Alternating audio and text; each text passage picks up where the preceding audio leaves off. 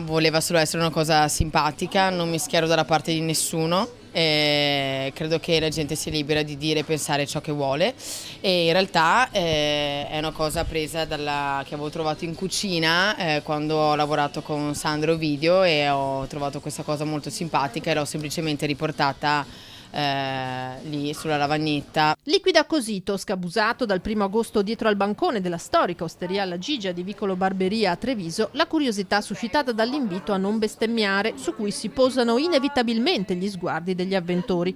Che l'intercalare veneto faccia da sottofondo in bar e osterie è cosa piuttosto diffusa e che il suggerimento a non bestemmiare venga esposto proprio in uno di questi luoghi salta però agli occhi con tanto di commenti positivi o di critiche feroci. Ma Tosca chiarisce subito: nessuna crociata. Non c'era nessun intento moralizzatore. Nessun intento moralizzatore, non voglio convertire nessuno, non voglio invitare la gente alla bestemmia, come non voglio dire che sono assolutamente contro, non ognuno è libero di fare e pensare ciò che vuole.